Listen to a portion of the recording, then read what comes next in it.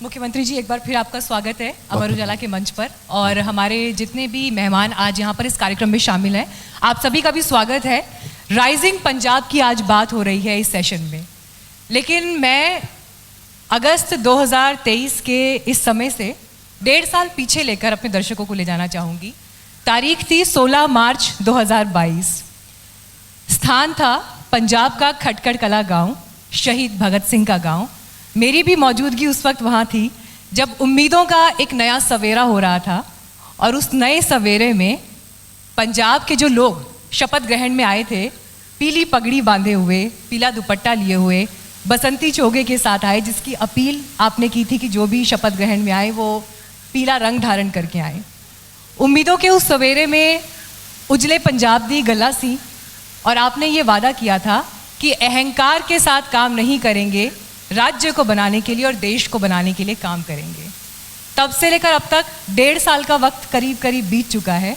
और आज जब हम राइजिंग पंजाब की बात कर रहे हैं, तो वो उम्मीदें जो उस दिन दिखाई गईं और जिन सपनों के साथ आपने मुख्यमंत्री पद को संभाला, वो उम्मीदें कितनी पूरी हुई, किस हद तक पूरी हुई? अगर मैं आज आपको बोलूं कि आप रेट करिए, तो आपके कार्यकाल की 3 बड़ी उपलब्धियां जो आपने वर्तमान पंजाब को दी हैं।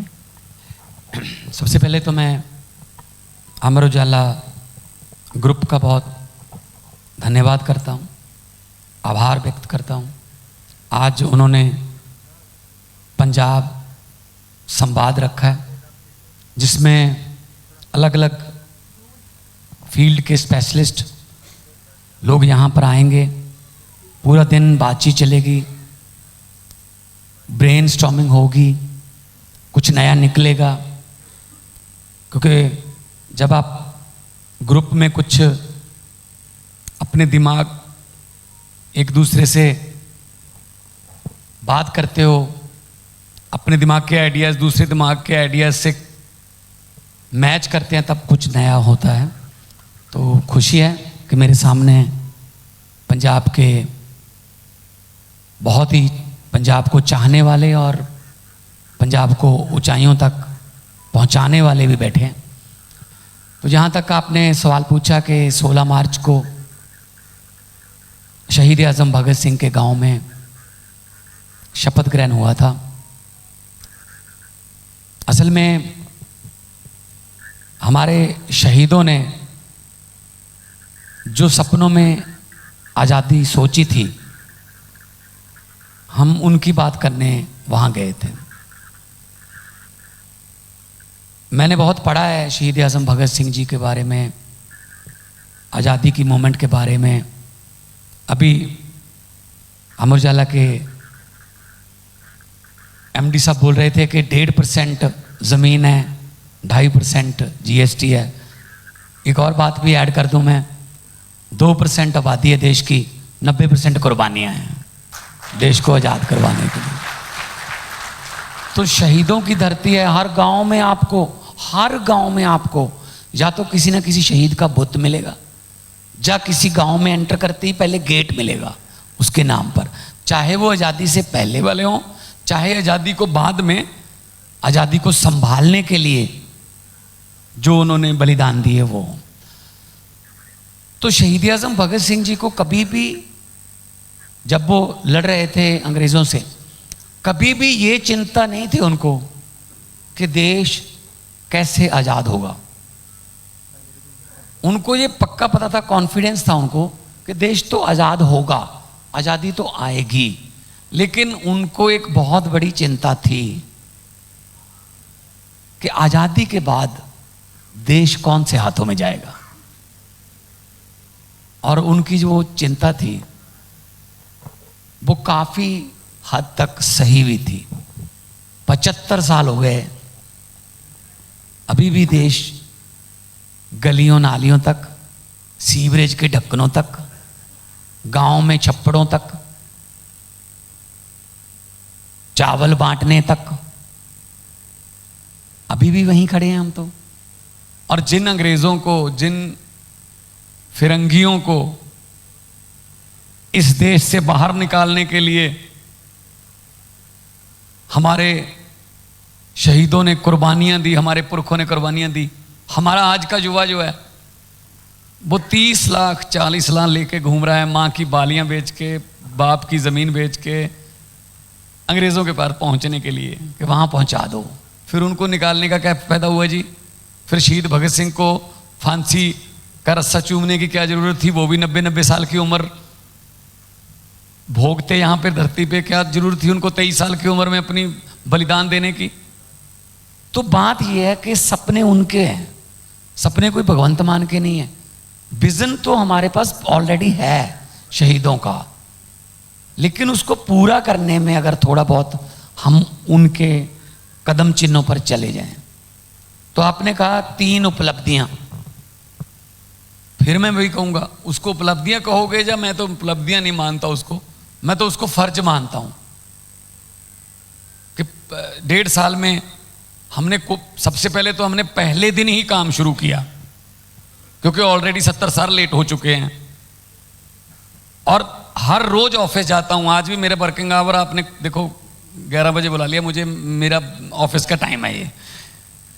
तो नहीं, लेकिन जन संवाद भी सीएम साहब को करना पड़ता है, पार्ट ऑफ ड्यूटी। ये भी ऑफिस का काम ही है मेरा, चलो दफ्तर का काम ही है। तो जितना हम एक्सपर्ट से जान सकते थे पहले उनको बुलाया, कैसे ठीक करना है, कहाँ कहाँ कमियां हैं, क्योंकि समस्या यहाँ होती है, हल भी वहीं से निकलता है। बहुत से लोगों ने अपने अपने आइडियाज़ बताए। तो जैसा कि अगर मैं कहूँ कि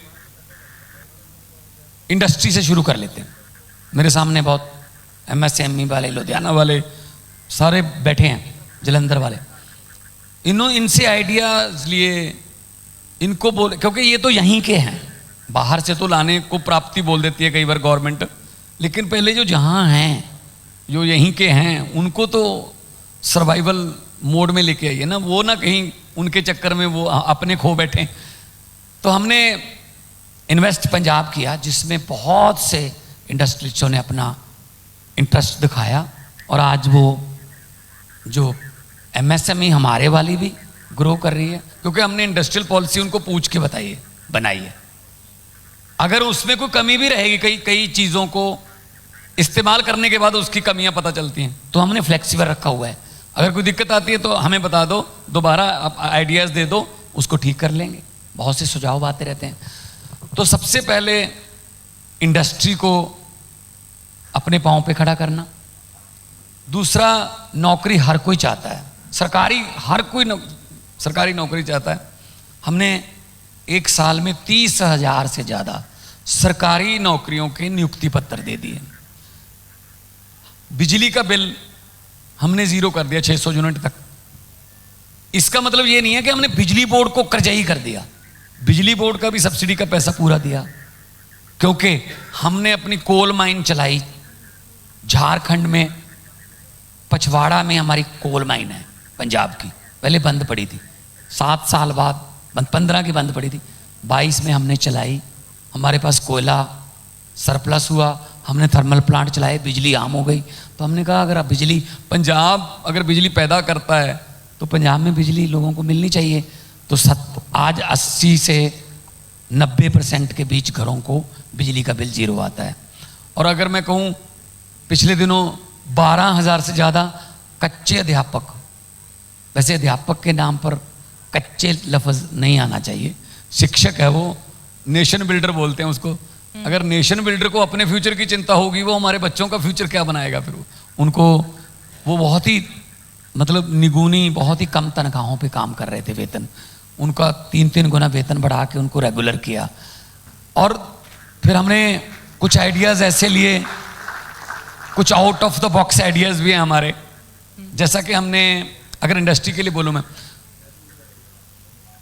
बहुत ही ज़्यादा खज्जल खुआरी जिसको बोलते हैं पंजाबी में, सरकारी दफ्तरों की होती थी इंडस्ट्रियलिस्ट की। पहले वो ज़मीन लेता था, उसके बाद CLU के लिए उसको कई बार 8 महीने भी 10 महीने भी, डिपेंड कि सामने वाला अफसर कितने मांगता है, इस पे डिपेंड करता था। फिर उसके बाद फायर वाले आ जाते थे, फिर फॉरेस्ट वाले आ जाते थे, फिर पोल्यूशन वाले आ जाते थे। उसको 2 साल हो गए, उसने करोड़ों रुपया लगा के ज़मीन ले रखी है, लेकिन वो अपनी फैक्ट्री नहीं बना पा रहा। तो हमने जब मिलके सबने बातचीत की तो एक आइडिया निकाला। देश में पहला स्टेट है पंजाब जिसने ये आइडिया जो लागू कर दिया। हमने स्टैम्प पेपर की कलर कोडिंग कर दी, स्टाम्प जो है वो अलग अलग रंग के कर दिए। अगर आपने इंडस्ट्री लगानी है, आप जगह खरीदो मत, जगह आइडेंटिफाई कर लो। आपने कहीं राजपुरा के पास 20 एकड़ ज़मीन आइडेंटिफाई कर ली, मालिक के साथ बात हो गई, ठीक है, आप इन्वेस्ट पंजाब के ऑफिस में आइए या उसके पोर्टल पर जाइए, आप हमें बता दीजिए ये ज़मीन है, मैं इंडस्ट्री के लिए लगानी चाहता हूँ। हमारे पोल्यूशन वाले, CLU वाले, फायर वाले सारे वहाँ पे जाएंगे।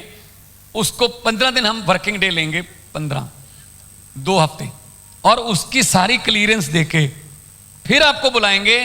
ज़मीन बेचने वाले को बुला लो, वहीं इन्वेस्ट पंजाब के ऑफिस में ही तहसीलदार बिठा रखा है, वहीं पे आपकी रजिस्ट्री होगी। आपको क्या करना होगा, हरे रंग का स्टैम्प पेपर खरीदना होगा। वो थोड़ा महंगा होगा क्योंकि उसमें CLU के चार्जेस, उसमें फायर के चार्जेस, उसमें सारे चार्जेस जो हैं, जो NOCs के हैं, वो इंक्लूडेड होंगे।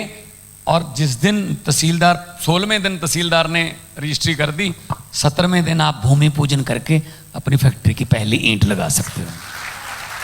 कोई कहीं जाने की जरूरत नहीं है इंडस्ट्रियलिस्ट को, कोई उसको किसी ऑफिस में नहीं जाना, वहीं पे तहसीलदार मिलेगा। मतलब रजिस्ट्री करवाने के लिए भी आपको कचहरी नहीं जाना पड़ेगा। इन्वेस्ट पंजाब का अलग से तहसीलदार बना दिया हमने। ऐसी हाउसिंग के लिए उनका रेड कर दिया। ठीक है, एक और out of the box idea था। गर्मी 10 में से कितने नंबर देंगे सरकार को? मई में गर्मी शुरू हो जाती है। 10 में से कितने नंबर? किसको? 1.5 साल के कार्यकाल को। मैं खुद ही नंबर दूं? ये तो कच्चे पेपर हो गए, फिर पक्के पेपर में कोई और नंबर देता है, फिर रिजल्ट देखने जाते हैं हम। सो ये राजनीति जो है ना, पक्के पेपर है ये, इसमें नंबर जनता देती है। वो तो हम तो रिजल्ट देखने जाते हैं कि पास हो गए या फर्स्ट आ गए या। लेकिन नंबर के अनुमान भी तो आ जाते हैं ना पहले। नहीं, नंबर मैं नंबरिंग में नहीं पढ़ता। मैं तो कहता हूँ काम करो, जनता के काम करो, करते जाओ। वो है कि जितनी देर आप रिबन को टच नहीं करते उतनी देर पीछे मुड़ के देखने की जरूरत नहीं है। और अपनी तरफ से बेस्ट करोगे, रिजल्ट भी बेस्ट आएंगे। तो उम्मीद है कि पंजाब को रंगला बनाने का जो हमारा सपना है वो पूरा हो रहा है। आपके सामने मैं कुछ नंबर्स रखना चाहूंगी, क्योंकि अभी आपने भी इस बात का जिक्र किया कि जो रोजगार से लेकर एजुकेशन, और खास तौर पर जब आप लोग पंजाब में चुनाव लड़ रहे तो दिल्ली मॉडल की बड़ी चर्चा थी कि एजुकेशन और हेल्थ का जो मॉडल जिस पर हमने काम किया वही हमारा आधार है जिसके साथ हम पंजाब में चुनाव लड़ रहे हैं। हालांकि ये आंकड़े 2016 से 2021 तक के हैं, लेकिन चिंता पैदा करते हैं ये आंकड़े, जिसके मुताबिक पंजाब और चंडीगढ़ से दूसरे देशों में 10 लाख लोग गए हैं, 10 लाख करीब। और इन 10 लाख में से 4 लाख सिर्फ स्टूडेंट्स हैं, बाकी 6 लाख ऐसे लोग हैं जो जॉब्स के लिए और बाकी काम के सिलसिले में गए हैं। लोकसभा में सरकार ने ये जवाब दिया। हालांकि ये आंकड़ा 2016 से 2021 तक के बीच का है, लेकिन क्योंकि अभी सरकार में आप हैं तो ऑफ कोर्स आपके लिए भी ये एक चिंता और एक चुनौती है कि पंजाब का यूथ अगर पंजाब की ज़मीन को छोड़कर बाहर जा रहा है, जिसके लिए एक्सपर्ट्स ये भी मानते हैं कि घर से जब कोई बच्चा बाहर जाता है, विदेश जाता है, तो एक वो स्टेटस सिंबल भी होता है, एक एम्पावरमेंट उस फैमिली को मिलती है। लेकिन अगर उसकी वजह से ब्रेन ड्रेन इस कदर हो रहा है कि पूरा का पूरा यूथ वहाँ इतनी बड़ी संख्या में मूव हो रहा है, कैसे आप उसे रोकेंगे और क्या उसका ब्लूप्रिंट आपके पास है? देखिए, बहुत अच्छा सवाल है आपका। जो ब्रेन ड्रेन की समस्या है बहुत देर से है। हमारा टैलेंटेड यूथ जो है वो बाहर जा रहा है। क्यों जा रहा है इसके बारे में कभी किसी ने सोचा ही नहीं, क्योंकि उनको एजुकेशन मिल जाती है यहाँ पे, कोई प्रॉब्लम नहीं है। इंजीनियरिंग तो वो कर लेंगे, पंजाब से भी कर लेंगे, पूना से कर लेंगे, बेंगलोर से कर लेंगे, लेकिन उस डिग्री के मुताबिक उनको यहाँ जॉब नहीं मिलती। डिग्री बड़ी है, जॉब ऐसी है कि वो मेंटली टॉर्चर होने लगते हैं। फिर माहौल ऐसा है, जो आपने बात कही है 2016 की ना, 2016 से 2021 तक, 2016 से 2021, अगर गवर्नमेंट जिसको चुना है उम्मीदों से, हमेशा वोट उम्मीद को डलते हैं कि उम्मीद है, इनसे ये उम्मीद है। अगर उम्मीदें कायम रखने वाले ही आपको हर रोज 3 बार स्टेज पर जाकर, जब प्रेस कॉन्फ्रेंस में जाकर नेगेटिव बातें कहें कि खजाना खाली है, खजाना तो खाली है, खजाना तो खाली है। अब 2016 से 2021 तक जो फाइनेंस मिनिस्टर थे, उन्होंने खजाना खाली के बिना और कोई लफ्ज़ ही नहीं बोला। तो फिर यूथ कहता है अगर फाइनेंस मिनिस्टर ये कह रहा है, अगर चीफ मिनिस्टर ये कह रहा है, गवर्नमेंट कह रही है खजाना खाली है, तो हमारे लिए क्या बचा यहाँ? चलो चलते हैं कहीं ना कहीं। वहाँ जाके कोई ईजी लाइफ नहीं है, वहाँ जाके बहुत मुश्किलों का सामना करना पड़ता है। वेदर हमारे अनुकूल नहीं है, भाषा हमारे अनुकूल नहीं है, माहौल हमारे अनुकूल नहीं है। हर रोज डेड बॉडीज़ के लिए अभी भी हमको फ़ोन करने पड़ते हैं, वहाँ कोई मौत होगी किसी कारण बस। सो रिवर्स इमिग्रेशन हमारा बड़ा बड़ा टीचा है। हमने जॉब यहाँ शुरू कर दी। अब मेरे पास हर रोज 2-3, कम से कम 2-3 लोगों के तो फ़ोन आते हैं कि हम कनाडा जाने की सोच रहे थे, हमने पोस्टपोन कर दिया क्योंकि हमें यहाँ नौकरी मिल गई। कुछ ऐसे भी हैं कि हम छोड़कर यहाँ आ गए। लेकिन आपको लगता है कि एक्शन से अलग परसेप्शन के लिहाज से भी काम करने की जरूरत है कि यहाँ पर मौके मिलेंगे, अपॉर्चुनिटीज मिलेंगी? देखो, मौकों की तलाश में ही जाते हैं ना वो। अगर मौके यहीं पे मिल जाएं, अगर यहाँ टाटा स्टील आ रहा है जो लुधियाना में अपना प्लांट लगा रहे हैं, यहाँ फ्रेडनबर्ग आ गई, यहाँ पे हमारी इंडस्ट्री जो है मंडी गोविंदगढ़ की इंडस्ट्री, लुधियाना की हौजरी की इंडस्ट्री, स्पोर्ट्स की इंडस्ट्री, जलंधर की टेक्सटाइल की इंडस्ट्री, अमृतसर की, अगर वो उनको तरक्की हो जाए, उनके यूनिट बड़े हो जाएं, तो उनको जरूरत पड़ेगी टैलेंटेड यूथ की। तो टैलेंटेड यूथ है यहाँ पे, यहीं हमारे वाले लड़के ही जाके वहाँ काम करते हैं ना। इसमें किसी को कोई शक नहीं। Let me finish. माइक्रोसॉफ्ट में 50% से ज्यादा इंजीनियर भारतीय हैं। बोइंग में 60% इंजीनियर भारतीय हैं, उसमें से 70% अकेले GNE के हैं, गुरु नानक देव इंजीनियर कॉलेज जो लुधियाना में है। बोइंग में इंजीनियर जो जहाज बनाते हैं, हमारा यूथ पढ़ लिख के उनके जहाज बना रहा है, तो हम यहाँ क्यों नहीं जहाज बनाते उनको? अगर वो है ही खुद ही जहाज हैं वो, तो उनको रोकने का, उनको यहाँ पे रहने का, उनका दिल भी करता है यहाँ रहने का। जितने भी NRIs गए हैं ना पंजाब से बाहर, चाहे वो बहुत बड़े बड़े उन्होंने बिजनेस बना लिए, अमीर हो गए, अंग्रेजों से भी अमीर हो गए, बिजनेस और गाड़ियाँ सब आ गया, लेकिन उनका शरीर गया है, उनका मन यहीं रहता है। हर दिवाली को, हर लोहड़ी को, हर दशहरे को, बैसाखी को यहाँ आते हैं। वो अपने रिश्तेदारों की शादियों में आते हैं, यहाँ आके वो अपनों में रहना चाहते हैं, लेकिन यहाँ माहौल तो मिले ना रहने का। इसीलिए 1.5 साल में हमने ये प्राप्ति की है कि रिवर्स इमिग्रेशन होने लगी है। अब हमारे पास हर रोज कोई ना कोई वीडियो, कोई ना कोई फ़ोन आता है कि हम जाके यहाँ काम करना चाहते हैं, हम यहाँ पे इन्वेस्ट करना चाहते हैं। अब हमारा यकीन बन चुका है। बात मतलब यकीन की है, ये है कि मोदी जी के मेक इन इंडिया और आत्मनिर्भर भारत का समर्थन कर रहे हैं आप? क्या बोले? मोदी जी के मेक इन इंडिया और आत्मनिर्भर भारत का समर्थन कर रहे हैं आप? मुझे आवाज नहीं, मुझे आवाज नहीं आ रही। मोदी जी की जो ड्रीम प्रोजेक्ट्स हैं, हाँ? आत्मनिर्भर भारत, मेक इन इंडिया, उसका समर्थन कर रहे हैं? नहीं, मोदी जी का विश्वास है उस पर? मोदी जी को तो खुद बाहर से इधर लाना पड़ता है। अच्छा, ऐसा है? वो खुद बाहर रहते हैं ज्यादा, तो मोदी जी को भी रिवर्स इमिग्रेशन की जरूरत है कि भारत भी आइए कभी कभी। तो ये आत्मनिर्भर भारत तो पहले ही था। बताइए कौन किस पर निर्भर था? भारत तो पहले ही आत्मनिर्भर था, लेकिन आत्मनिर्भरता वक्त के मुताबिक बदलती रहती है। अब खेती पर निर्भर नहीं रहा ना किसान, उसके बेटे को कुछ अलग चाहिए, उसको कोई अलग से कहीं और से इनकम आनी चाहिए, ताकि अगर कोई जैसे अभी बाढ़ आ गई, कभी सूखा हो गया, तो सिर्फ खेती पर डिपेंडेड है तो उसका घर बर्बाद हो जाता है। जनरेशन चेंज हो गई है, अभी हम चर्चा कर रहे थे, हर फील्ड में जनरेशन चेंज हो गई है। देखो कितने यंग MD साहब आए, बोल के चले गए। जर्नलिज्म की जनरेशन चेंज हो गई, पॉलिटिक्स की जनरेशन चेंज हो गई, बॉलीवुड की जनरेशन चेंज हो गई, इंडस्ट्री की जनरेशन चेंज हो गई, और नई जनरेशन है वो अपने हिसाब से सोचती है। उनके pass out of the box ideas हैं, वो वही वाला काम नहीं है, कुछ ये नहीं करेंगे, वो नहीं करेंगे, वही traditional way, out of the box सोचते हैं। हमने एक आइडिया निकाला, अफसरों को मैंने बुलाया, मैंने कहा भी एक काम करते हैं, क्योंकि दिन बड़े हो गए हैं, एक तो डे लाइट सेविंग हो जाएगी, दूसरा हमारी बिजली की बहुत बड़ी सेविंग होगी। हमने दफ्तरों का टाइम जो था ऑफिस का पहले 9 से 5 था, हमने 7:30 से 2 कर दिया।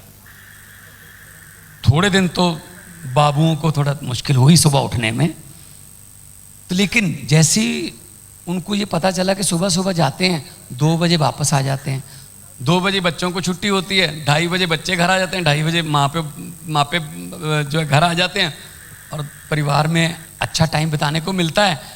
और इतना कामयाब रहा वो कि हमने 10,500 से ज़्यादा मेगावाट बिजली बचाई, 17 करोड़ रुपया सरकारी दफ्तरों का बिल बिजली का कम हुआ, और साथ में लोगों का सुबह सुबह जाके 7 बजे 8 बजे 9 बजे दफ्तर गए, काम करवाया और उसके बाद अपने काम पे चले गए। पहले 9 और 5 में क्या था, उसमें 1 बजे लंच भी था, लंच का 1 घंटा था, लेकिन 1 घंटे में लंच होता नहीं है, सरकारी लंच है ना। तो फिर उसके बाद लंच के बाद थोड़ा तुरना चलना भी होता है, फिर उसके बाद चाय की बारी भी आ जाती है, 10-15 मिनट वो तीली लेके टूथपिक लेके भी, वो लंच 3 बजे तक चलता था। हमने कहा जी लंच आप साथ में ले आओ, आराम से जा घर जाके खा लेना वापस जाके, तो 7:30 से 2 बजे तक नो लंच, काम करके चले जाओ। बहुत ही कामयाब रहा, क्योंकि हमने ये 31 जुलाई तक किया था। जैसे हमने बदलने के बारे में अनाउंसमेंट की तो हमें मुलाजिमों के भी फोन आए कि तरीका अच्छा था सर, इसी को आगे रख लेते। मैंने कहा कोई बात नहीं, नेक्स्ट टाइम हम इसको बढ़ा देंगे।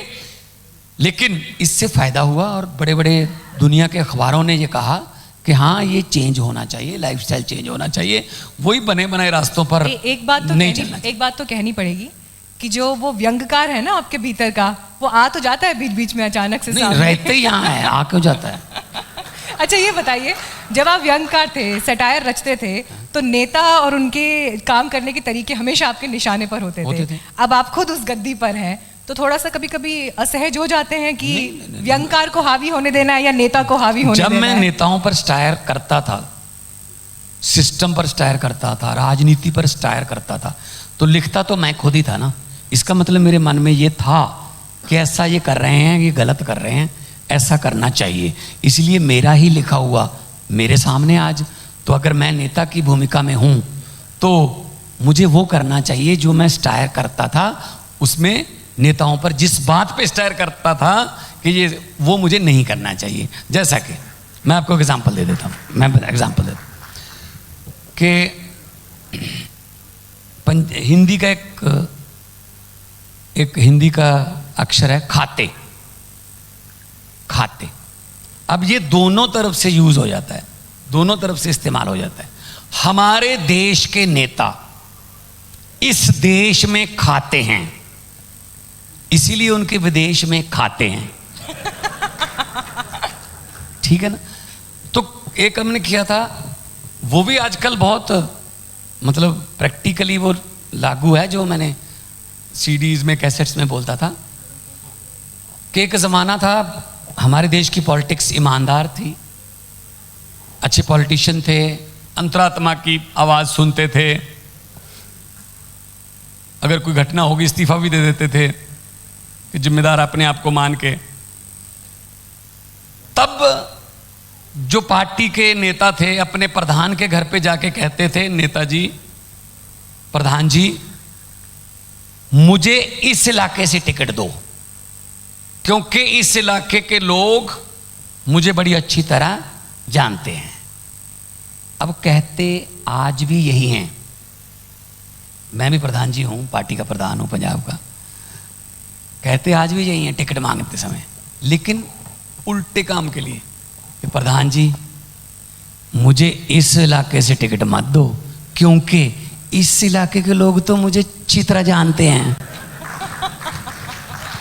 मतलब लोग मुझे जानने लगे हैं, मुझे कहीं और दे दो जहां मुझे लोग ना जाने मेरी करतूतों को।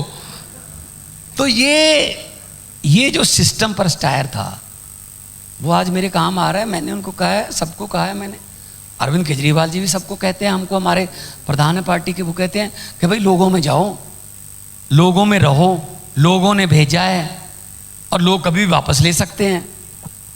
वो जो पेन है वो लोगों का पेन है, किसी और से लेके पेन आपको दिया, अगर तो लोगों के पक्ष में चलेगा, लोग आपके साथ रहेंगे। अगर अपने चेले चपटों के साथ या अपने रिश्तेदारों के लिए चलाओगे, सिफारिश या पैसे लेके चलाओगे, तो लोग पेन को वापस ले लेंगे। वो अलग बात है, लोगों को वापस लेने में 4-5 साल लग जाते हैं, लेकिन फिर जनता छोड़ती थोड़ी। चलिए, बहुत अच्छी बात है कि व्यंग विधा जो अपने आप में है और देश और समाज के निर्माण में या उसको सही करने में जो व्यंग का योगदान है, उसके प्रति आज भी आप उतने ही मुखर हैं। मुझे अच्छा लगा ये देखकर। लेकिन आपके जो विरोधी हैं वो आपको ले रहे हैं ज़बरदस्त निशाने पर। आपके जो ये 1.5 साल का करीब कार्यकाल रहा, उसमें रोजगार या पंजाब में नशे की व्यवस्था जो परेशानियां हैं, उससे अलग लॉ एंड ऑर्डर में खास तौर पर आतंकवाद और गैंगस्टर्स, ये जो एक घालमेल दिखा, जिक्र मैं यहाँ पर कर रही हूँ अमृतपाल का। उन्होंने ये आरोप लगाया आप पर कि अमृतपाल कैसे खड़ा हुआ, कैसे उसने सिस्टम को अपने आगे झुका दिया और सरकार इसके आगे क्यों फेल हुई। आप उसके लिए एक्सपीरियंस नहीं थे। ये आपके विरोधी बीजेपी के तमाम नेता हर डिबेट में, हर पैनल डिस्कशन में आरोप लगाते रहे। और खासतौर पर जो पंजाब की स्थिति है, बॉर्डर स्टेट है, उन्होंने कहा कि आम आदमी पार्टी इस राज्य को संभाल नहीं पाएगी। जब ये आरोप आप पर लगते हैं, आप उसको कैसे देखते हैं और कैसे उसका जवाब देंगे? हम तो 1.5 साल से हैं जी, 1.5 साल से सत्ता में हैं। सारे गैंगस्टर 1.5 साल में बन गए। बीजेपी वालों को पूछना, जब वो अकाली दल में थे तब जेलों में गैंगस्टर जो है कौन पालता था? कांग्रेस को पूछना कितने गैंगस्टरों के साथ आपके नाम जुड़ते हैं, जेलों में उनको कौन पालता था? अब पुश्तपनाही बंद हो गई है। जो गैंगस्टर जेलों में बंद हैं, जब कहीं भी उनको कोई राजनीतिक पुश्तपनाही नहीं मिलती। ना ही मैंने कोई माफिया बनाया है, ना ही मैंने कोई चिट्टा बेचना है, ना ही मैंने बसें खरीदनी है, ना ही मैंने कोई रेते की खड्डों में हिस्सा डालना है। हिस्सा डालना है तो लोगों के दुखों दर्दों में डालना है। नंबर 2 पे आपने कहा कि अमृतपाल का, उसमें फेल कैसे हो गए हम?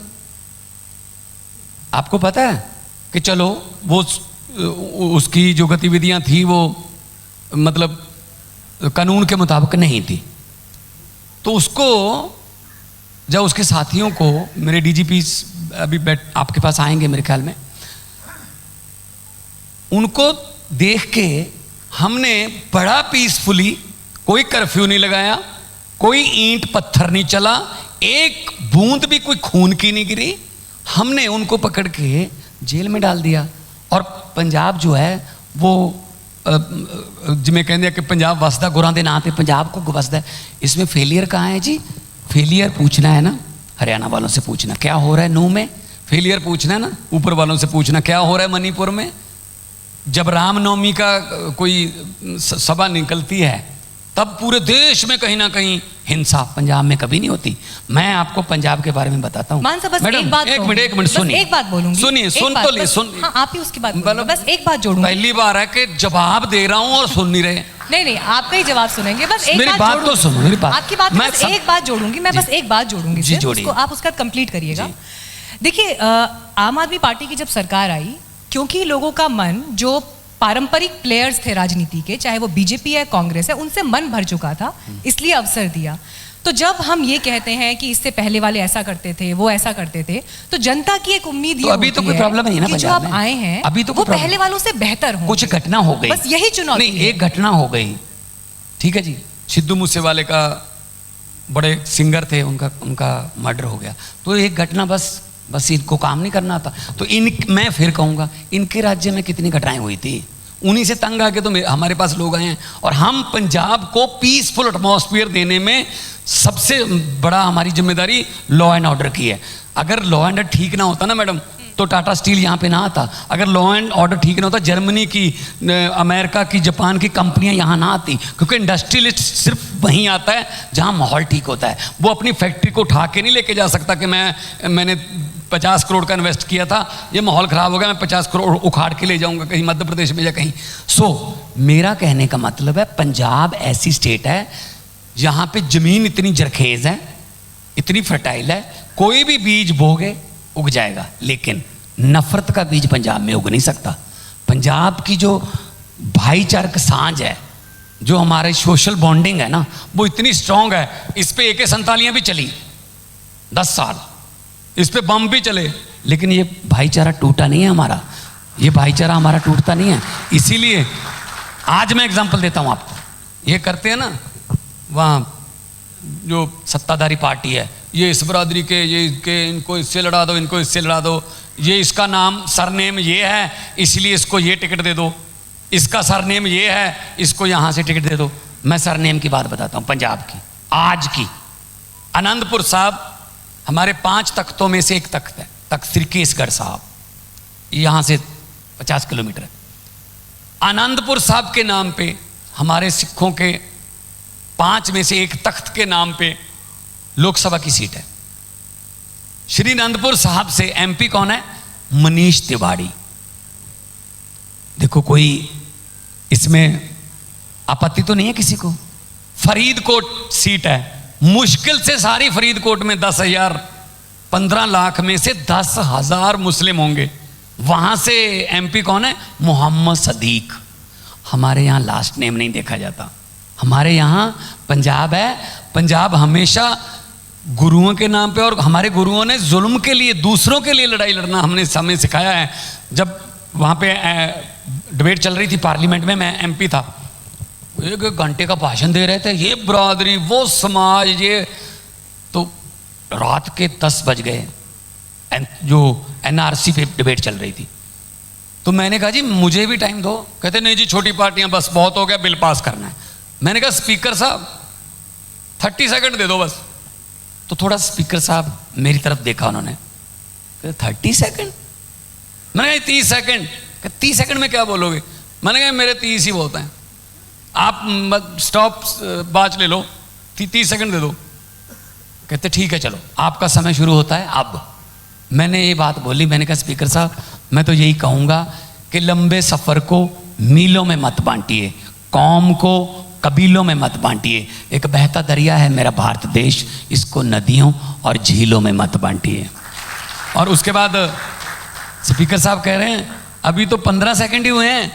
मैंने कहा जी बाकी 15 अगले भाषण के लिए रख लेना। अगर दिल से बोलना हो तो घंटों की जरूरत नहीं होती, अगर काम दिल से करना है तो वो कोई भी बात दिल से निकलती है, असर रखती है। दिल से प्यार करते हैं जी पंजाब को, ऐसे कैसे हम इस पंजाब को अपनी आंखों के सामने उजड़ता देखेंगे या उसको खून खराबा देखेंगे।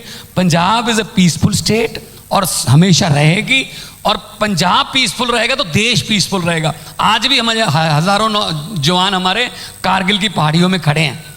देश की आज़ादी को पहली गोली जब आती है ना इधर दुश्मन की, तो सबसे पहले पंजाब के सीने होते हैं उनके सामने। तो इसलिए मैं ये कहता हूँ ये स्टेट जो है, ये चाहे फुटबॉल कह लो, चाहे कुर्बानियों की बॉल कह लो, जो मर्जी, लेकिन पंजाब जो है वो देश का नंबर 1 स्टेट बनाना है। और नंबर 1 स्टेट जब बन गया देश का, तो देश भी नंबर 1 बन जाएगा दुनिया का। देखिए हिंसा की घटना हो, अपराध की घटना हो, कोई एक घटना भी बर्दाश्त नहीं, कानून का वो इकबाल होना चाहिए।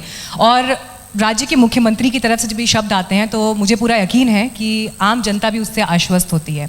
लेकिन अब मैं पंजाब से आगे बढ़ के थोड़ा सा सेंटर की तरफ जाना चाहूँगी, क्योंकि संसद का मॉनसून सत्र चल रहा है और दिल्ली सेवा बिल को लेकर एक जो है पूरी तस्वीर वहाँ पर खिंची हुई है। लोकसभा से पास हो चुका है और आज राज्यसभा में पेश होना था। अभी मेरी आखिरी जानकारी तक आज पेश होना था, अभी पता नहीं पेश हुआ या नहीं है। 2 बजे। तो आज वो बिल वहाँ भी पेश होना है। और दिल्ली सेवा बिल को लेकर जो विपक्ष के बीच एक स्थिति दिखाई दे रही थी कि ये कम से कम 2024 से पहले पहला ऐसा लिटमस टेस्ट होगा जिसमें ये तय हो जाएगा कि एक संयुक्त विपक्ष, एक यूनाइटेड ऑपोजिशन कितनी पावर के साथ सत्ताधारी पक्ष के साथ में, सत्ताधारियों के साथ में लोहा ले सकता है। लेकिन ऐसा लग रहा है कि सरकार ने अपना फ्लोर मैनेजमेंट इस तरह से कर दिया कि अब राज्यसभा से भी बिल पास होने में बहुत ज़्यादा दिक्कत उनको नहीं होगी। यानी जो लड़ाई दिल्ली के मुख्यमंत्री अरविंद केजरीवाल लड़ रहे थे वो उनके पाले से खिसक कर दूसरे पाले में जाती हुई ज़्यादा दिख रही है। यहाँ से आगे बढ़ते हुए 2024 को लेकर आम आदमी पार्टी की स्ट्रैटेजी, उनकी भूमिका एक यूनाइटेड ऑपोजिशन के रूप में क्या होगी? देखिए, ये सबसे पहले तो इसको आप दिल्ली का बिल ना कहिए, ये संविधान की रक्षा का सवाल हो गया है, लोकतंत्र बचाने का सवाल पैदा हो गया। ये किसी के साथ भी हो सकता है। इससे पहले उन्होंने किया, सेंटर सरकार ने किया, कर्नाटका में किया, मध्य प्रदेश में ऐसा किया उन्होंने, महाराष्ट्र में देख लो क्या किया, और गोवा में किया, अरुणाचल प्रदेश में किया। उनको आदत है ये, अगर खुद नहीं जीतते तो बाई इलेक्शन से जीत लो, दूसरों के खरीद लो, फिर उसके बाद बाई इलेक्शन करवा लो, फिर जीत जाओ, कहो जी लोगों का फतवा है। अगर वो वाला काम भी नहीं कर सकते कि इतने ज़्यादा हैं कि खरीद नहीं सकते, तो फिर दूसरी तरफ से कोई ना कोई ऐसा ऑर्डिनेंस ले आओ कि उसकी शक्तियां छीन लो।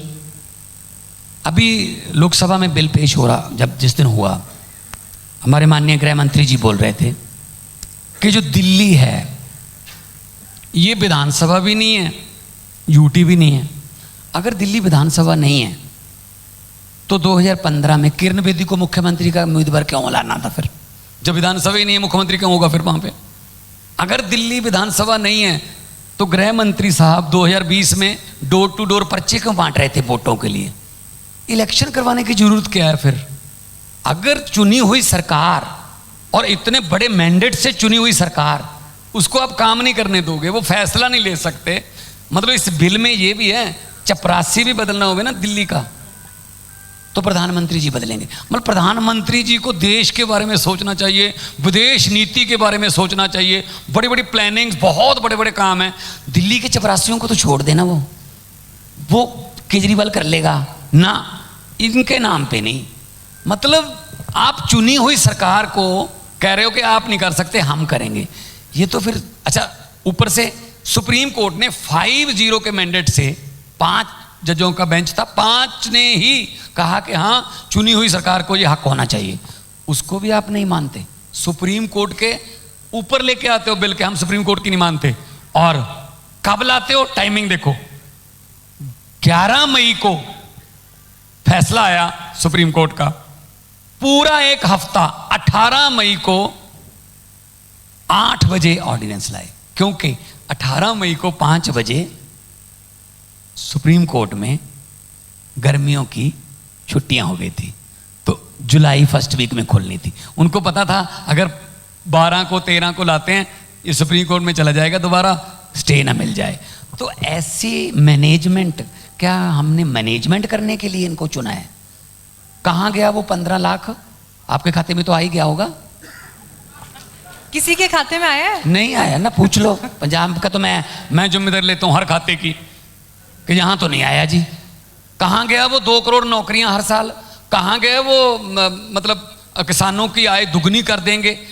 तेल बेच दिया, भेल बेच दिया, रेल बेच दी, जहाज बेच दिए, एयरपोर्ट बेच दिए, कुछ नहीं छोड़ा। मतलब साहब, लेकिन आप सवाल भूल गए। मेरा सवाल ये था, ये तो जो आपने बातें बोली वो एक आदर्श स्थिति है कि ऐसा होना चाहिए था, ऐसा नहीं हो रहा, लेकिन हो तो रहा है। अब सवाल ये है कि 2024 की लड़ाई कैसे लड़ेंगे? नरेंद्र मोदी के आगे कौन सा होगा विपक्ष का चेहरा जो उनसे लोहा लेगा, या उनके आगे फेस होगा यूनाइटेड ऑपोजिशन का, आपकी नजर में? 140 करोड़ लोगों को आप चेहरा नहीं मानते? एक ही चेहरा होता है। 140 देशभक्त लोग हैं एक तरफ, और क्योंकि लोगों को इतना डरा रखा है, इतना ज्यादा, मतलब कोई अगर थोड़ा सा भी कुछ बोलने की कोशिश करता है, चल जेल में, चल तेरे खिलाफ ये हो गया, चल, किसी को कुछ मानते ही नहीं है। तो मैं ये कहता हूं, अरविंद केजरीवाल वो फेस होंगे? है जी, अरविंद केजरीवाल वो चेहरा होंगे 2024 के लिए यूनाइटेड ऑपोजिशन का? देखो, पब्लिक चेहरा चुनेगी जी, चेहरा पब्लिक का होता है। नहीं, ये तो ऑपोजिशन को चुनना पड़ेगा ना। लेकिन आपके सामने कौन बैठा? मैं चेहरा था पंजाब का? नहीं, मेरे बारे में पूछा गया था, 1 हफ्ता दिया पूरा, व्हाट्सएप नंबर दिया, उसमें से लोगों ने कहा भगवंत मान चाहते हैं हम, मेरा नाम अनाउंस हो गया। इसमें क्या दिक्कत है? अबे मुख्यमंत्री लोगों को पूछ के बताना होता ना, लोगों पे थोप दिया जाता है, वरना ये होगा जी। अब अमरिंदर सिंह को वोट डले थे 17 में, बीच में 3 महीने के लिए चन्नी कहां से आ गए? वो लोगों ने कहा था कुछ नहीं, ये अपने आप ही चलाते हैं। अब इसको बदल लो, इसको ले आओ, इसको बदल लो, इसको। ये शतरंज वाली गेम जो है ना, ये लोग सब समझते हैं। 2024 में मुख्यमंत्री का चेहरा और ऑपोजिशन का चेहरा, जो एक यूनाइटेड लड़ाई होगी, इन दोनों बातों में फर्क है। मैं उस लिहाज से पूछ रही हूँ कि क्या आम आदमी पार्टी के संयोजक और दिल्ली के मुख्यमंत्री अरविंद केजरीवाल ऑपोजिशन को लीड करते हुए हमें दिखाई देंगे 2024 में, उनका क्या रोल होगा, उनकी क्या भूमिका होगी? देखो, ऑपोजिशन बन गई है हमारे देश को बचाने के लिए। वो कहीं हो सकता है किसी पार्टी का स्टेट में किसी दूसरी पार्टी के साथ कोई मतभेद हो, मनभेद हो, लेकिन देश बचेगा तो पार्टियां बचेंगी ना। अगर देश ही ना रहा, संविधान ही बदल दिया इन्होंने, अगर ये पुतिन वाले रास्ते पर चले गए तो फिर क्या करनी है पार्टियां यहाँ पे। तो इसलिए सबसे पहले 140 करोड़ लोगों का और हमारे पुरखों की कुर्बानियों का देश जो है उसको बचाने की जरूरत है। दूसरी तरफ चेहरा, हर पता नहीं मतलब क्या कोई दिक्कत है मीडिया वालों को, हर बात में पूछते चेहरा। हरियाणा में चेहरा कौन था खट्टर से पहले? वहां उत्तरांचल में चेहरा कौन था? महाराष्ट्र में चेहरा कौन था? बिहार में चेहरा कौन था? तब कहते हैं मोदी जी। जब हार जाते हैं कहते हैं लोकल हारे हैं। अगर मोदी जी लड़ते हैं और हार जाते हैं कहते हैं ये तो फिर लोकल टीम की हार हो गई। जीत गए, मोदी का जादू, मोदी का जादू। हम 92 जीत गए, अभी तक आपने बात नहीं की। 92 आउट ऑफ 117 अभी तक बात नहीं की। हाँ, तमिलनाडु में बीजेपी एक सीट जीत गई, पूरा दिन तमिलनाडु में खाता खुल गया, खाता खुल गया। यार खाता खुल गया, हमारे वाले खाते को खाता नहीं मानते। वो तो वो बात हो गई कि हमारा कुत्ता कुत्ता, तुम्हारा कुत्ता टॉमी। तो हमारे वालों को क्या विधायक नहीं मानते? हमारे वालों को एमपी नहीं मानते? तो हमारे वाले भी तो जीते हैं, मैं भी तो जीतता रहा हूं 2 बार ना जी। हमारी बात नहीं करते, भगवंत मान भी जीते। हमारा तो इतना आता है जो इतनी 10 सेकंड में 100 खबरें उसमें आता है। भगवंत मान संगरूर से जीते। चलो, इतना बड़ा इंटरव्यू आज यहाँ पर हो रहा है, सबसे पहला सेशन मुख्यमंत्री का हो रहा है, इससे बड़ी और क्या तस्दीक होगी इस बात की। लेकिन खैर, ऑपोजिशन को लेकर सवाल इसलिए था क्योंकि ये परेशानी इसलिए होती है कि नीतीश कुमार चेहरा होंगे, ममता बनर्जी चेहरा होंगी, अरविंद केजरीवाल होंगे, तेजस्वी यादव होंगे, अखिलेश यादव होंगे। उसके इर्द गिर्द जब पूरी पॉलिटिक्स चलती है तो वहाँ पर आम आदमी पार्टी की स्ट्रैटेजी क्या होगी, ये मैं जानना चाह रही थी। बट शायद आप अभी पत्ते नहीं खोलना चाह रहे हैं या आप इस पर कॉमेंट नहीं करना चाह रहे हैं। लेकिन ठीक है, मैं अगले सवाल की तरफ बढ़ूंगी। आपने जिक्र किया कि कैसे संविधान से सरकार छेड़छाड़ कर रही है और जो देश का ढांचा है उसको प्रभावित करने की कोशिश कर रही है।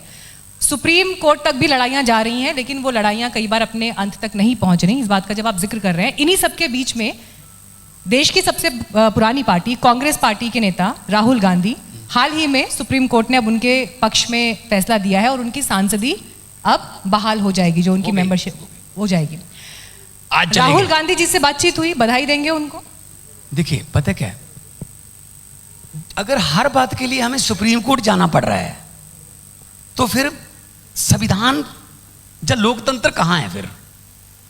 मतलब ये तो वो बात हो गई ना, क्रिकेट के मैच में वो डीआरएस आ गया। मैंने पता जी, मैंने पता, चले गए हो। डीआरएस आ गया क्रिकेट में, जो वो प्लेयर लेता है कि रिव्यू लेता हूं मैं। कितने गलत फैसले अंपायरों के डीआरएस ने ठीक किए, कितने करियर बच गए उससे कि नहीं ये आउट नहीं था, अंपायर ने आउट दे दिया, बाद में अंपायर ऐसे करता है कि गलती है मेरी। या फिर अंपायर ने आउट नहीं दिया, डीआरएस ले लिया बॉलिंग टीम ने, तो आउट भी करना पड़ता है उसको, फैसला फिर बदलना पड़ता है। कितने फैसले गलत हो गए, या कितने फैसले, कितनों के करियर बर्बाद हो गए, कितनों के बन गए। तो सुप्रीम कोर्ट तो फिर डीआरएस हो गई। जब हमें लोकतंत्र से लोकतांत्रिक अधिकार नहीं मिलते राज्यों को, तो हम सुप्रीम कोर्ट जाते हैं। सुप्रीम कोर्ट का मतलब है डीआरएस ले लो जी। फिर सुप्रीम कोर्ट कहती है नहीं, ये फैसला आपका गलत था, आपको ये सेंटर सरकार को चाहिए ये दो। अभी हमें आरडीएफ का पैसा लेने के लिए, रूरल डेवलपमेंट फंड का पैसा लेने के लिए डीआरएफ लेना पड़ रहा है। सुप्रीम कोर्ट में गए हुए हैं हम, हमारा ही पैसा है, हमारा पैसा है, हम ही देते हैं, हम ही पैसे वापस नहीं देते, ना जीएसटी के ना आरडीएफ के। आरडीएफ का पैसा क्या है? आरडीएफ का पैसा जब चावल देते हैं हम, ये उसके बदले में जो हमारे फीस है, मार्केट फीस है, वो है। मैं तो ये पूछ रही थी आपसे, राहुल जी को बधाई दी आपने? अगर भाई जी इनका बस चले तो पूरी, अभी संजय जी को भी बधाई देनी है, उनको भी बहाल हो लेने दो, बधाई होगी। बिल्कुल मैं बधाई दूंगा राहुल जी को कि उनको मतलब वो चुने हुए हैं। ये कौन होते हैं सस्पेंड करने वाले? सस्पेंड करने में तो इतनी देर नहीं लगाते, उनका बंगला भी छीन लो, उनका घर उनका निकाल दो बाहर, और सस्पेंड करने में 5। संजय सिंह को सस्पेंड कर दिया, क्या अगर हाथ उठाकर बोलने का टाइम नहीं मिल रहा, थोड़ा आगे जाके बोलने का टाइम ले लिया, चलो जी सस्पेंड। और बीजेपी को ये भूलना नहीं चाहिए, 2014 में सरकार बनने से 6 महीने पहले सारी बीजेपी 6 महीने तक लोकसभा के बेल में रही है, सारी बीजेपी बेल में थी, और हमें कहते हैं बेल में मत आओ। अब बात ही नहीं सुनी जाएगी अगर लोकसभा में, तो लोकसभा, मैं हैरान हूं, लोकसभा में जो फैसले होते हैं, बिल पास कैसे होता है? बिल पास होता है, हम चिल्लाते रह जाते थे, सर डिवीजन, सर वोटिंग करवा लो, नहीं, कैसे बिल आज भी ऐसे होगा, देख लेना 5-6 बजे हो जाएगा राज्यसभा, देख लेना। जो इस बिल के पक्ष में हाँ कहें, जो इस बिल के पक्ष में ना कहें, मेरे ख्याल में हाँ वालों की जीत हुई, हाँ वालों की जीत हुई, चलो जी। एक बार क्या हुआ, एक बार मैं बताता हूं, लोकसभा में क्या हुआ, कोई बिल आया तो उसमें कोई पैनल के स्पीकर थे, जो उप चेयरमैन उप स्पीकर होते हैं, वो बैठे थे। अब उन्होंने कहा कि जो इस बिल के पक्ष में है वो हां कहें, इधर देख के, उधर तो सरकार बैठी होती है, इधर विपक्ष होता है। उन्होंने कहा जो इस बिल के पक्ष में है वो हां कहें, उन्होंने हां बोल दिया। जो इस बिल के पक्ष में है वो ना कहें, मेरे ख्याल में फैसला हाँ वालों के पक्ष में हुआ, हाँ वालों के पक्ष में हुआ। मैं खड़ा होकर मैंने कहा सर मैंने भी हाँ कहनी थी। कहते फिर बोले क्यों नहीं? मैंने कहा आपने मुंह उधर कर लिया ना सर, आपको पहले कैसे पता चल जाता जी हाँ कहेंगे? आपको कैसे पता चल जाता है हाँ कहेंगे? आपका स्पीकर हो, कस्टोडियन हो, सीधा देख के कहो ना जो इस बिल के पक्ष में हाँ कहें, जो इस बिल के पक्ष में नहीं है वो ना कहें, तो फिर उसके बाद बता दो कि मेरे ख्याल में हाँ वालों की जीत हुई। और उसमें भी मेरे ख्याल में भी श्योर नहीं होता वो, I think, eyes have it, चलो जी।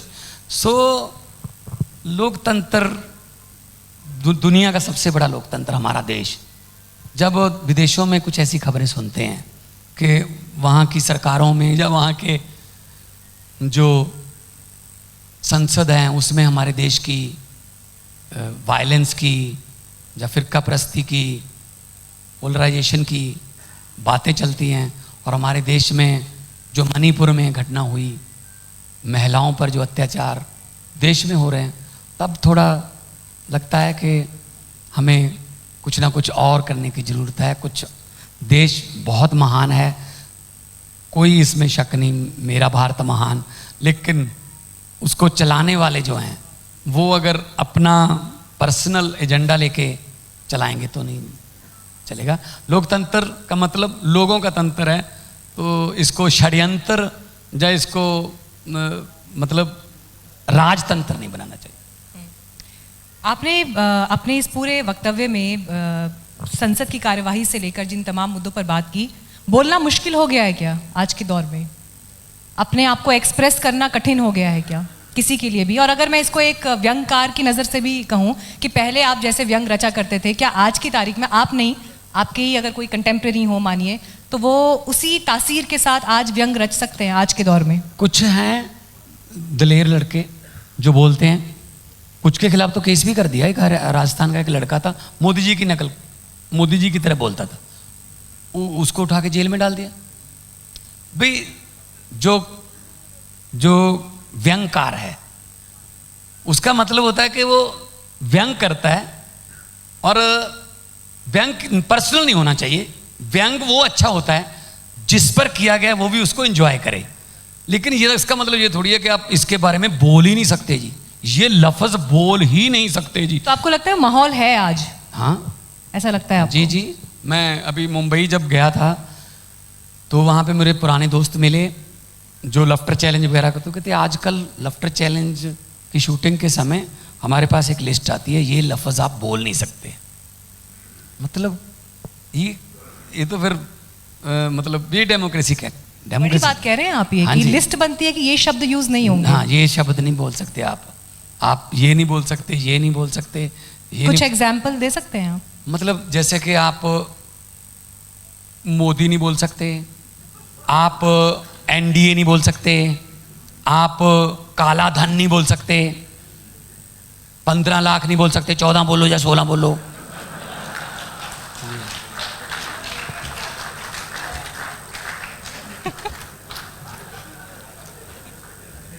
लेकिन अगर मैं इस फील्ड में होता मैं तो नहीं रुकता था। मंच खुला है आपके लिए आज। मैं तो बोल देता। आज मंच खुला है आपके लिए। मैंने तो सबसे पहले ही दिन मैंने तो पूछ लिया था संसद में जाते ही। मैंने कहा बताइए मोदी जी अच्छे दिन कब आने वाले हैं? आए ही नहीं अच्छे दिन। हाँ, मुझे अच्छे दिन का तो नहीं पता पंजाब में कब आएंगे, लेकिन इतना मुझे जनता पर यकीन है, विश्वास है कि पंजाब में आम आदमी पार्टी वाले सच्चे दिन जरूर आ चुके हैं पिछले 1.5 साल से। और करप्शन पे हमने रोक लगाई है, हमने एंटी करप्शन एक नंबर दिया है, हमने बहुत से ऐसे एफर्ट किए हैं। एक सड़क सुरक्षा फोर्स बना रहे हैं नई, जो सिर्फ सड़कों पर वो पुलिस रहेगी। हम चाहते हैं कि जो है पंजाब है वो हर तरफ से जो है वो हरा भरा और रंगला बने। और पंजाब की तमाम जिम्मेदारियों के बीच अपने लिए समय मिलता है? पंजाब अपना ही है तो सारा समय पंजाब का मेरा अपना ही है। अगर पंजाब के लिए मैं समय निकालता हूँ, समझ लो मैं अपने लिए निकालता हूँ। चलिए, इन सब के बीच बच्चों से मिलने का समय मिलता है? मतलब उनके लिए टाइम निकाल पाते हैं? नहीं, मैं तो खैर फैमिली में तो मैं हर रोज घर पे ही जाता हूँ। मम्मी है घर पे, मम्मी कभी गांव में जाती है। आम लोग हैं हम लोग, वो नहीं है महलों वाले। तो मम्मी गांव में रहती है बहुत ज़्यादा देर, वहाँ भी लोग आ जाते हैं, वो काम होते हैं। तो मैं नहीं चाहता कि वो वाले वो नेताओं का टाइम चला गया जिनको छूने के लिए भी मतलब आपको कई सालों लग जाते थे। अब तो पब्लिक में जो रहेगा वही नेता है। मम्मी ने कभी ऐसा कुछ बोला कि बेटा ये ठीक नहीं किया, ऐसा करना चाहिए था? जैसे माएँ अक्सर मीठी सी डांट लगा देती हैं, ऐसे आपको कभी फोन करके मेरी कुछ मम्मी कह देती की है? मेरी माँ की इंटरव्यू करोगे ना तो आप मुझे भूल जाओगे। मतलब मैं तो घर में सबसे कम बोलने वाला हूँ। तो मम्मी बहुत कुछ बोलते रहते हैं। चलिए, कोशिश रहेगी कि आंटी से मिलेंगे कभी सबसे जाकर। बड़ी बात है कि माँ का जो रिश्ता है ये सबसे लिखने में सबसे एक अक्षर का है बस, माँ। बाकी सारे रिश्ते आप बाप लिखोगे 2 अक्षर हैं, आप फुफ्फा लिखोगे 2 हैं, भूआ लिखोगे 2 हैं, ननान जवाई सब 2-3, एक लफ्ज़ है सिर्फ माँ। और इसको दुनिया में कितने दानिश्वरों ने, कितने राइटरों ने कोशिश कर ली, माँ के रिश्ते को कोई एक्सप्लेन नहीं कर पाया। और जिस घर में माँ है, तो बोला जाता है हमारे पंजाबी में कि जिस घर में माँ है उस घर में परमात्मा बसता है। और एक पंजाबी का एक गीत है, उसमें भी ये कहा गया है कि ਜਾਂਦਾ तुरिया ਜਾਂਦਾ जिस घर माँ ना होवे रब फेर के मुंह लंघ जांदा। सो मैं इस गल तो, पिताजी मेरे नहीं हैं दुनिया में, लेकिन माँ को जब मिलता हूँ तो मेरी माँ को पत्रकारों ने पूछ लिया कि भगवंत मान तो 2-2 महीने आपको मिलते ही नहीं है। कई बार जो कैंपेन में जब मैं था तो 2-2 महीने नहीं मिल पाते थे, तो फिर आपको कैसा लगता है? उसने जो बात कही वो भी टचिंग थी। कहती कोई बात नहीं, मुझे नहीं मिलता लेकिन हर रोज माँओं को तो मिलता है ना, कहीं ना कहीं माँओं को तो मिल रहा है ना। तो कोई बात नहीं, मैं जन्म देने वाली हूँ, वो कर्म वाली हैं, माँओं को तो मिल के आता है। और एक और अच्छी बात, गांव में हमारा जो घर है वो वैसे ही पुराना घर है, जद्दी घर है। तो माँ की इंटरव्यू करने के लिए कोई यूट्यूब का कोई पत्रकार जो यूट्यूब के चैनल बने, तो उसने बैकग्राउंड पे पीछे जो दीवार थी थोड़ा ईंटें नज़र आ रही थी टूटी फूटी, तो उसने कहा जी आप तो मुख्यमंत्री की माँ बन गई हो, ये देखो पीछे दीवार का हाल, अब तो ठीक करवा लो। तो मेरी माँ ने कहा इस घर पे किसी भी दीवार पे हथौड़ा नहीं चलेगा। जी क्यों नहीं चलेगा? उसने कहा पता नहीं कौन सी किस्मत वाली ईंट इस घर में लगी हुई है कि मेरे बेटे को इतने ऊपर, इतने बड़े ओहदे पर पहुंचा दिया। सो हम तो 2 वक्त अरदास करने वाले और सर्वत का भला मांगने वाले लोग हैं जी। परमात्मा समत बख्शे, काम करते रहें। बहुत धन्यवाद मुख्यमंत्री जी, क्योंकि अब जो बात आपने बोली उसके आगे अब किसी और सवाल की गुंजाइश फिलहाल नहीं है, लेकिन आपने हमें समय दिया, आप मंच पर आए और इतने सारे सवालों का बेबाकी से जवाब दिया। बहुत बहुत धन्यवाद। जाते जाते अगर आप अपने अंदाज में, जो आपके भीतर का साहित्यकार है, जो व्यंगकार है, उसके अंदाज में अगर आप यूथ के लिए या पंजाब के लिए कोई मैसेज देना चाहें। मैं तो यही कहूँगा कि पंजाब के लोग, पोएटिक अंदाज हो तो और बेहतर। अच्छा, पोएटिक अंदाज में चाहते हैं तो मैं लिखता रहता हूँ, खुद भी काफ़ी कुछ लिखता रहता हूँ, तो पढ़ता भी रहता हूँ, लेकिन वो है कि एक सुजीत पात्र साहब का शेर है, हमारे बहुत बड़े शायर हैं पंजाबी के। उन्होंने लिखा है कि की होया जे पतझड़ आई। ये उम्मीद का शेर है, उम्मीद का। की होया जे, क्योंकि पंजाब बहुत बार गिरा है, लेकिन पंजाब बहुत बार उठा भी तो है ना। तो की होया जे पतझड़ आई, तू अगली रुत विच यकीन रखी, मैं लब के लियाना कितों कलमा, तू फुल्लां जोगी जमीन रखी। बहुत बहुत धन्यवाद। बहुत खूब, बहुत खूब, बहुत धन्यवाद sir, thank you very much. Amar Ujala अब आपके टीवी पर भी। अपने स्मार्ट टीवी पर YouTube पर सर्च करें अमर उजाला, चैनल सब्सक्राइब करें और देखें ताजा खबरें, वो भी HD क्वालिटी में।